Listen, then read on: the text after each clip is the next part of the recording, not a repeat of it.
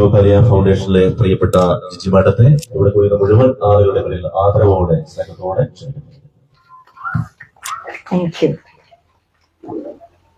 നമസ്തേ. നമസ്തേ എന്ന് പറഞ്ഞ അതിന്റെ അർത്ഥം അറിയോ? ഞാൻ നമസ്തേ എന്ന് പറയുമ്പോൾ നിങ്ങളുടെ ഉള്ളിലുള്ള ഈശ്വരനെ ഞാൻ വണങ്ങുന്നു. നിങ്ങൾ തിരിച്ച് നമസ്തേ എന്ന് പറയുമ്പോൾ എൻ്റെ ഉള്ളിലുള്ള ഈശ്വരനെ നിങ്ങൾ വണങ്ങുന്നു എന്നർത്ഥം. ഒത്തിരി സന്തോഷമുണ്ട് നിങ്ങളെല്ലാവരെയും കാണുന്നതില്. ഇവിടെ എല്ലാവരും, ഞാൻ കുറച്ചുപേരെ എനിക്ക് പുതിയ മുഖങ്ങളാണ്. കഴിഞ്ഞ പ്രാവശ്യം താക്കോല് കൊടുക്കാൻ വന്നപ്പോൾ ഞാനിവിടെ ഇല്ലായിരുന്നു. വി ഡി സതീശൻ സാറൊക്കെ വന്നപ്പോൾ എല്ലാവരും കാണാനൊക്കെ സാധിച്ചതിൽ ഒരുപാട് സന്തോഷം. കഴിഞ്ഞ ചൂരൽമല മുണ്ടക്കയ ദുരന്തത്തില് ഏകദേശം 25ഓളം പേർക്കാണ് വയനാട്ടിൽ ഞങ്ങൾ വീട് വെച്ചു കൊടുത്തത്. ശരിക്കും അഭിമാനത്തോടു കൂടി പറയാൻ പറ്റുന്നത്, മറ്റാര് വെച്ചു കൊടുക്കുന്നതിനേക്കാളും ഉപരി ആദ്യമായിട്ട് ആ ഉദ്യമം ഏറ്റെടുത്ത് ഞങ്ങളെ കൊണ്ട് പറ്റാവുന്ന രീതിയിൽ ഫിലോകാലിയ ചാരിറ്റബിൾ ട്രസ്റ്റ് പൂർത്തിയാക്കി എന്നതിൽ വളരെയധികം ചാരിതാർത്ഥ്യവും ഉണ്ട്. അപ്പൊ ഒത്തിരി സന്തോഷം. അപ്പൊ ഈ ഒരു നിമിഷത്തിൽ ഇവിടെ നിൽക്കുമ്പോൾ എനിക്ക് ചെറിയൊരു വിഷമമുള്ളത് ചേട്ടായി ഇല്ല എന്നുള്ളതാണ്. നിർഭാഗ്യവശാൽ ചേട്ടായി ഇല്ലാതെ പോയി. അദ്ദേഹം കൂടി ഉണ്ടാകേണ്ടതായിരുന്നു. സാരമില്ല. അപ്പൊ ഇത് അത്രയും അത്യാവശ്യമായതുകൊണ്ടാണ് ഇന്ന് ഞാൻ തന്നെ ഓടി വന്നത്. കാരണം നമ്മൾ ഇവിടെ വീട് കൊടുത്ത ഒരു ഫാമിലിക്ക് അവിടെ കളക്ടർ വഴി അവിടെ നമ്മുടെ മറ്റൊരു വീട് ഒരുങ്ങിക്കൊണ്ടിരിക്കുന്നു. അവരുടെ ഹോസ്പിറ്റൽ സൗകര്യങ്ങൾക്ക് അവർക്ക് അടുത്താണ്. അപ്പൊ അതായിരിക്കും അവർക്ക് ഉചിതമെന്ന് തോന്നിയപ്പോൾ ഈ വീട് നമുക്ക് തിരികെ ഏൽപ്പിക്കുകയാണ്. അപ്പൊ ആ വീട് തന്നെ ഏൽപ്പിക്കുന്ന വീട് മറ്റൊരു അർഹതപ്പെട്ടവർക്ക് വൈസ് പ്രസിഡന്റിന്റെയും മുൻ പഞ്ചായത്ത് പ്രസിഡന്റിന്റെയും ഒക്കെ അവരുടെയൊക്കെ വാക്കുകൾ മാനിച്ചുകൊണ്ട് അവർ അർഹതപ്പെട്ടതാണെന്ന് പറഞ്ഞതുകൊണ്ട് ഈ നാട്ടിലുള്ള തോമസ് സോഫി ദമ്പതികൾക്കും മക്കൾക്കുമായിട്ട് ഇന്ന് നമ്മൾ കൊടുക്കുകയാണ്. അതിന്റെ താക്കോൽദാന ചടങ്ങാണ്. അപ്പൊ ഒത്തിരി സന്തോഷമുണ്ട്. അപ്പൊ എനിക്ക് ഇവിടെ ഇരിക്കുന്നവരോട് എല്ലാവരോടും ഒരേ ഒരു കാര്യം പറഞ്ഞ് ഞാനങ്ങ് അവസാനിപ്പിക്കുകയാണ്. നന്ദിയുള്ളവരായിരിക്കുക എല്ലാവരോടും, ദൈവത്തിനോടും പ്രകൃതിയോടും മനുഷ്യരോടും നമ്മൾ ഒരുപാട് അനുഗ്രഹിച്ചവരോടും നമുക്ക് തന്നവരോടും ഒക്കെ നന്ദിയുള്ളവരായിരിക്കാം. നന്ദിയുള്ളവരെ തമ്പുരാൻ എത്ര കഷ്ടപ്പാട് വന്നാലും ഉയർത്തിക്കൊണ്ടേയിരിക്കും. കണ്ണുള്ളപ്പോ കണ്ണിന്റെ വിലയില്ല അറിയത്തില്ല എന്ന് പറയും. നമ്മൾ ഹോസ്പിറ്റലില് ICUല് ഒരു മാസം ഒന്ന് കിടന്നു നോക്കിയേ, ഭയപ്പെടുത്തുന്ന ഒരു ശബ്ദമായിരിക്കും. മോണിറ്ററുകളുടെ, വെന്റിലേറ്റർ മെഷീന്റെ, ഓക്സിജൻ മാസ്കിന്റെ ഒക്കെ പതിഞ്ഞ ശ്വാസവും ബീപ് ബീപ് ബീപ്പ് എന്ന സൗണ്ടും. എപ്പോഴാണോ നമ്മൾ മേൽപോട്ട് പോവുക എന്നറിയാതെ പേടിച്ച് ആ ഇരുണ്ട മുറിയിൽ കിടക്കുന്ന സമയം, അപ്പോഴാണ് നമ്മളൊന്ന് പ്രാർത്ഥിക്കുന്നത്, തമ്പുരാനെ എനിക്ക് വീടും കാറും ഒന്നും അല്ല വേണ്ടത്, എനിക്കൊന്ന് പുറത്തൊന്നിറങ്ങി എനിക്ക് ആകാശവും ഭൂമിയും ഒന്ന് കാണാനുള്ള ഭാഗ്യം തരണേ എന്ന് നമ്മൾ നെഞ്ചിൽ നിന്ന് പറഞ്ഞു പോകും. അത്രയും നമുക്ക് ഈ പ്രകൃതി കാണാനുള്ള ഒരു ത്വര നമ്മളിൽ ഉണ്ടാവും. നഷ്ടപ്പെടുമ്പോഴാണ് അതിന്റെ വില മനസ്സിലാവുന്നത്. ഒരുപക്ഷെ നമ്മുടെ ഈ കൈയൊന്ന് ഒടിഞ്ഞ് പോയി, വീണ്ടും ഒരു കൈ വെക്കണമെങ്കിൽ 10 ലക്ഷം രൂപ കൊടുക്കണം. നമ്മുടെ കിഡ്നി ഫെയിലർ ആയി, കിഡ്നി മാറ്റി വെച്ചത് അതിന്റെ മെയിൻ്റെനൻസിന് ഒരു 25 ലക്ഷം രൂപ കൊടുക്കണം. നമ്മുടെ കരള് പോയി 19 ലക്ഷം രൂപയാ. നമ്മുടെ കണ്ണ് പോയി, അതൊന്ന് മാറ്റി വെക്കണമെങ്കിൽ അതിനും 10-25 ലക്ഷം രൂപയാ, ഇല്ലേ? പല്ലുപോയി. അങ്ങനെ നോക്കുകയാണെങ്കിൽ നമ്മൾ തന്നെ എത്ര വിലയുള്ളവരാണെന്നറിയാവോ? 5-8 കോടി, 10 കോടിയുടെ മേലെ മതിപ്പുള്ളവരാണ് നമ്മള്. നമ്മള് നിസ്സാര കാര്യങ്ങൾക്ക് വേണ്ടിയിട്ട് പരാജയപ്പെടുകയോ പരിവപ്പെടുകയോ ഒന്നും വേണ്ട. ഉള്ളതിന് നന്ദി പറയാ. നമുക്ക് കണ്ണ് കാണാൻ പറ്റുന്നുണ്ട്, നടക്കാൻ പറ്റുന്നുണ്ട്, സംസാരിക്കാൻ പറ്റുന്നുണ്ട്, എല്ലാത്തിനും പറ്റുന്നുണ്ട്, അല്ലെ? ഉള്ളതിന് നന്ദി പറഞ്ഞു നോക്കി, ദൈവത്തിനോട്, പ്രകൃതിയോട്, യൂണിവേഴ്സിനോടൊക്കെ നന്ദി പറഞ്ഞു നോക്കി, ബാക്കിയെല്ലാം തമ്പുരാൻ കൊണ്ടുതരും കേട്ടോ.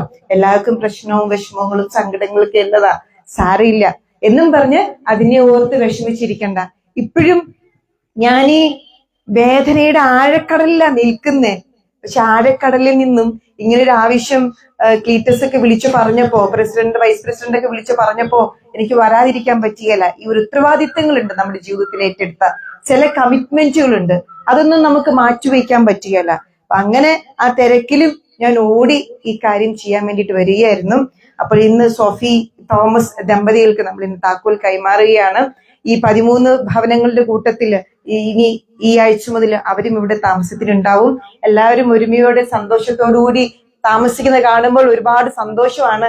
ഞാൻ എന്റെ തറവാട്ടിലേക്ക് വരുന്ന ഫീലാണ്. കാരണം ഈ ഒരു 13 വീട് ഒന്നിച്ച് കൊടുക്കുക, അവിടെ നിങ്ങളെല്ലാവരും ഒന്നിച്ച് താമസിക്കുക, ഞങ്ങൾ വരുമ്പോൾ പരിചയത്തോട് ചിരിക്കുക, സ്നേഹിക്കുക, ചേർത്ത് വെക്കുക എന്നൊക്കെ പറയുന്നത് എന്നെ വലിയ അനുഗ്രഹമാണ്. ലൈഫിൽ എത്ര കോടി സമ്പാദിച്ചാലും കിട്ടാത്ത ഒരു വലിയൊരു പുണ്യവും ഒരു ആനന്ദമാണ് ഇങ്ങനെയുള്ള ചില സന്ദർഭങ്ങളൊക്കെ. ഒത്തിരി സന്തോഷം. എന്റെ തറവാട് പോലെ തന്നെയാണ്. ഇപ്രാവശ്യം ഞാൻ വന്നപ്പം വെറും കൈയോടെ വന്നത്. അടുത്ത പ്രാവശ്യം വരുമ്പോ എന്തായാലും എല്ലാവർക്കും സമ്മാനങ്ങളായിട്ട് വരാം കേട്ടോ. അപ്പൊ എന്തായാലും ഞാൻ ഇടയ്ക്കിടയ്ക്കൊക്കെ വരും. ഒത്തിരി സന്തോഷം. ദൈവം അനുഗ്രഹിക്കട്ടെ എല്ലാവരെയും. അപ്പൊ നമുക്ക് ഈ താക്കോൽ ദാന ചടങ്ങിലേക്ക് കൊടുക്കാം അല്ലെ, താക്കോല് കൊടുക്കാം. അതിനു മുമ്പ് എനിക്കൊരു പ്രത്യേക ഒരു കാര്യം പറയാനുള്ളത് എനിക്ക് ക്ലീറ്റസ് ചേട്ടനെ കുറിച്ചാണ്. നിങ്ങൾക്ക് എല്ലാവർക്കും ക്ലീറ്റസ് ചേട്ടൻ അറിയാം അല്ലെ. എല്ലാ കാര്യത്തിലും കറണ്ട് വെള്ളം എന്നൊക്കെ പറയുമ്പോൾ ഫസ്റ്റ് നിങ്ങൾ വിളിക്കുന്ന ആരെയാ? ക്ലീറ്റസ് ചേട്ടനല്ലേ? അതെ, ക്ലീറ്റസ് ചേട്ടന്റെ അപ്പൊ എന്ന് പറഞ്ഞ ചുരുക്കി പറഞ്ഞ ഒരു സ്വസ്ഥതയും കൊടുക്കില്ല എന്നല്ലേ, എല്ലാ കാര്യത്തിലും ഉണ്ടാവും. അപ്പൊ ചേട്ടനാണ് കൂടുതൽ കാര്യങ്ങൾ, ഇതിന്റെ കാര്യങ്ങൾ ഇപ്രാവശ്യം പറഞ്ഞപ്പോ മേഡം വരാതെ പോകല്ലേ, ശരിയാവില്ല, ഒത്തിരി വിഷമമുണ്ട്, അവരുടെ കാര്യങ്ങളൊക്കെ ചെയ്യണം എന്നൊക്കെ പറഞ്ഞപ്പോ ഞാൻ പെട്ടെന്ന് ഇന്ന് തന്നെ വരാൻ തീരുമാനിച്ചതും. അപ്പൊ അദ്ദേഹത്തെ ഞാൻ ഒത്തിരി കഴിഞ്ഞ വി ഡി സതീശൻ വന്ന ആ ഒരു ഫംഗ്ഷൻ ഞാനില്ലായിരുന്നു, പക്ഷെ അതിന്റെ ഫുൾ അറേഞ്ച്മെന്റ് ഇവിടെ നടന്ന നല്ല ഗ്രാൻഡ് ഫംഗ്ഷൻ ആയിരുന്നില്ലേ, അതിന്റെ ഫുൾ ക്രെഡിറ്റ് ക്ലീറ്റസ് ചേട്ടനാണ്. പ്രത്യേക ഒരു നല്ലൊരു കൈയടി കൊടുക്കാവോ? ഒത്തിരി സന്തോഷം. നമുക്കത്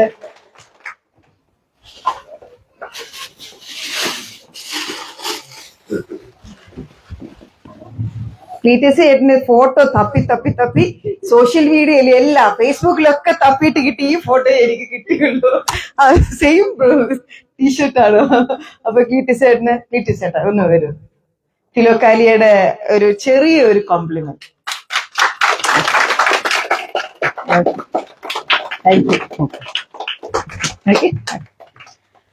നമുക്ക് താക്കോല് കൊടുക്കാം. സോഫി ഇവിടെ വീട് അവരവിടെ താമസിക്കുന്നത്, അത് വീടിന്റെ ഇവിടെ വെച്ചിന് കൊടുത്താൽ പോരെ. അപ്പൊ സോഫി ചേച്ചി, തോമസ് മെമ്പർ, മക്കളുണ്ട്.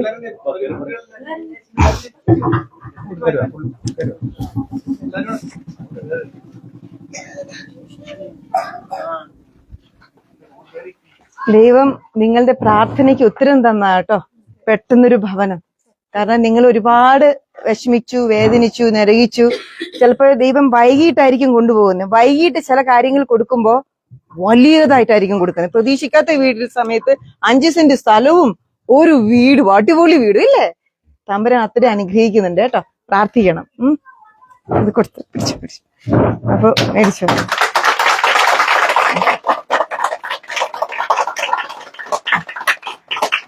ദൈവം അനുഗ്രഹിക്കട്ടെ കേട്ടോ. Thank you. എന്താണോന്നില്ല പറഞ്ഞു, മൊത്തത്തിൽ എല്ലാവർക്കും പറഞ്ഞു അവസരിപ്പിച്ച.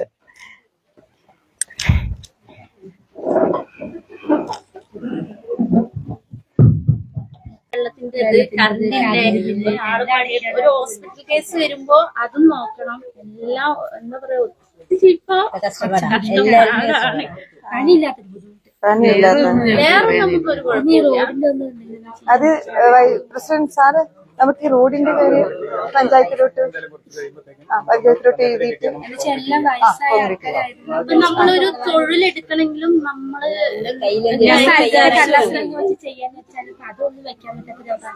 ഞങ്ങൾ സ്വന്തമായിട്ടൊരു ചെറുതായിട്ടൊരു പെട്ടികട പോലെ എന്തെങ്കിലും ചെയ്യാന്ന് വെച്ചപ്പോ ഞങ്ങളുടെ കയ്യിൽ എടുക്കാനും നിങ്ങൾ നിങ്ങളുടെ ഒരു ഐഡിയ ഒന്ന് പ്ലാൻ ചെയ്യും.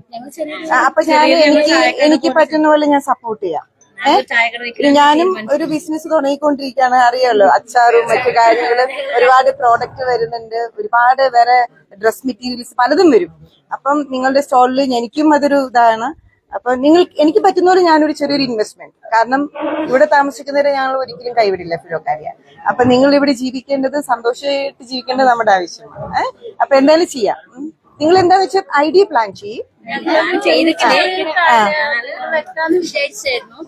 എവിടെ പുൽപ്പള്ളിയിലായിട്ടാണ്? എന്തായിട്ടാ ഉദ്ദേശിച്ചത്? എന്ത് പ്രോഡക്റ്റ് ആണ്? നമ്മള് ചായ കടി അങ്ങനെ എന്തെങ്കിലുമൊക്കെ ആയിട്ട് വനിതാ സംരംഭമായിട്ടാണ്. ഒത്തിരി സന്തോഷം. നോടി പഞ്ചായത്ത് റോഡിന്റെ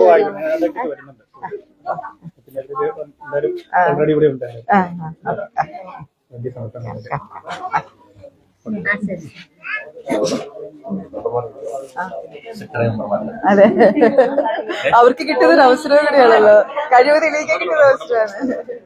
നമുക്ക് ഉപേക്ഷിക്കണ്ടല്ലോ, നമ്മുടെ സ്വന്തമായി പോയിട്ട് അതെ അതെ അതെ അതെ നമ്മളെ കൈവിടാൻ പറ്റില്ല. അതെ. കൈവിടാൻ പറ്റില്ല. ഞങ്ങൾ പറഞ്ഞ കാര്യം ഇതൊരു സഹായമേ. അപ്പോഴേ ഞാൻ പറഞ്ഞ സീരീസാ, നിങ്ങളൊന്ന് നോക്ക്. എനിക്ക് പറ്റുന്ന രീതിയിൽ ഞാനൊരു ഇൻവെസ്റ്റ്മെന്റ് നമുക്ക് നോക്കാം. അപ്പൊ ഞാൻ എന്നെയും കൂടെ അതിൽ ഉൾപ്പെടുത്തും. ഒരു പാർട്ട്ണർ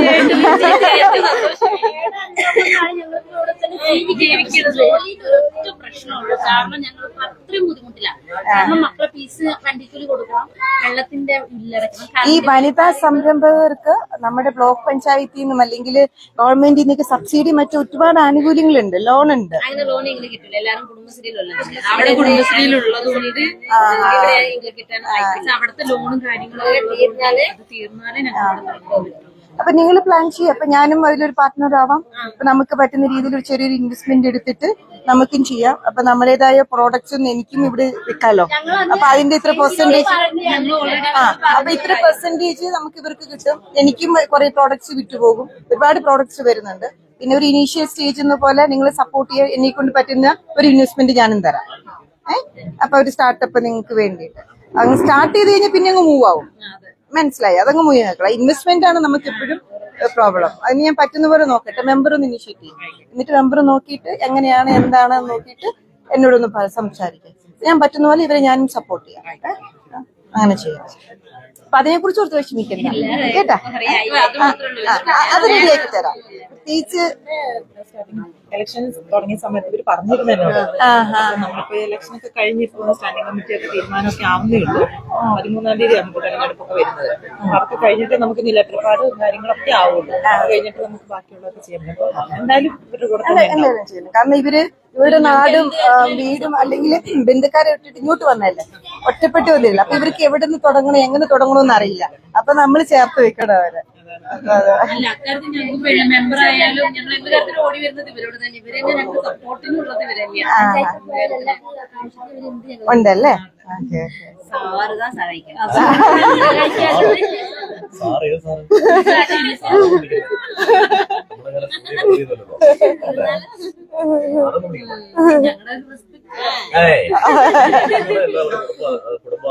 അവിടെ ഔപചാരികത ആവശ്യമൊന്നുമില്ല.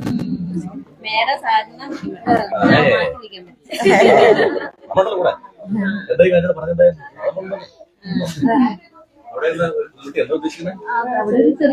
അവിടെ ഇവര് ഒരു ചെറിയൊരു കട പോലെ. അപ്പം ഞാനും പറഞ്ഞു എനിക്കും സന്തോഷമാണ്. അപ്പം നമുക്ക് ഞാനും ഒരു ബിസിനസ് അവിടെ തുടങ്ങാനുള്ള നമ്മുടെയും പ്രോഡക്റ്റ് വെക്കാം. മാത്രമല്ല ഞാൻ ചെറിയൊരു ഇൻവെസ്റ്റ്മെന്റ് ഇവർക്ക് കൊടുക്കാം, സപ്പോർട്ട് ചെയ്യാം ഒരു ഇനീഷ്യൽ സ്റ്റേജിൽ. അപ്പൊ പിന്നെ ഇവർ ഓട്ടോമാറ്റിക്കലി അതങ്ങ് തന്നെ നടന്നു പോകും, തന്നെ പോകും. ആ ഒരു ഇനീഷ്യൽ സ്റ്റേജാണ് അവർക്ക് ബുദ്ധിമുട്ട്. അപ്പൊ അതൊന്ന് നോക്കിയിട്ട് ചെയ്ത് കഴിഞ്ഞാൽ നല്ല രസമായിരിക്കും. അപ്പൊ നമുക്കതൊരു ഉദ്ഘാടനമൊക്കെ നന്നായിട്ട് രസം, ചെറുതാണെങ്കിലും ഒരു സന്തോഷമായിട്ട്. ഞാനത് സോഷ്യൽ മീഡിയയിൽ ഇടാം, ഇവിടെ വന്ന് മേടിക്കണമെന്ന് പറയാം. അപ്പൊ ജനങ്ങളെല്ലാം ഇവിടെ വരുന്നവരൊക്കെ വരും ഫുഡ് കഴിക്കാനൊക്കെ. എന്തെങ്കിലും ഒരു സ്പെഷ്യൽ ഐറ്റം നിങ്ങളുടെ ഉണ്ടായിരിക്കണം, ഒരു വെറൈറ്റി. കാരണം ഒരിടത്തില്ലാത്ത എന്തെങ്കിലും ഒരു ബോണ്ട ആണെങ്കിൽ കൂടി അതിനൊരു പ്രത്യേക ടേസ്റ്റ് ഉണ്ടാവണം. അപ്പൊ അതാണ് നമ്മുടെ ഐഡന്റിറ്റി. അങ്ങനെ എന്തെങ്കിലും നിങ്ങൾ പ്ലാൻ ചെയ്ത് കഴിഞ്ഞാൽ ഇന്ന പ്രോഡക്റ്റ് ഇവിടെ കിട്ടും എന്ന് പറഞ്ഞു കഴിഞ്ഞാൽ ഫേസ്ബുക്ക് കിട്ടാത്ത ആളുകൾ ഇങ്ങോട്ട് വരും. എത്രയോ ടൂറിസം വരുന്നു. അതൊക്കെ നമുക്ക് വളർത്തിയെടുക്കാം കേട്ടോ. ഇനീഷ്യൽ സ്റ്റേജിൽ ഞാൻ സപ്പോർട്ട് ഉണ്ടാവും. പിന്നെ പിന്നെ പിന്നെ പിന്നെ ആ ശരിയാണ്.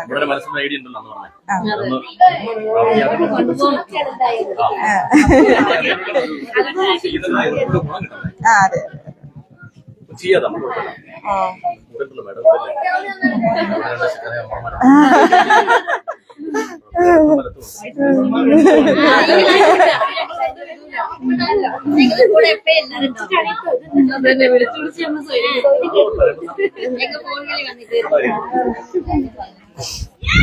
വരാൻ വൈകിയത് വന്നാലേ പോണ്ടോ? എന്നാൽ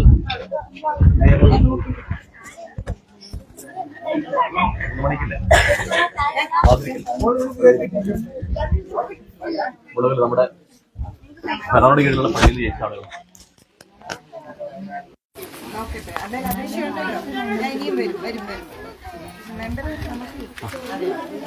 ശരിക്കില്ല. നമ്മൾ എന്താ ചെയ്യേണ്ടത്? അവരാരും വരുന്നില്ല അല്ലേ?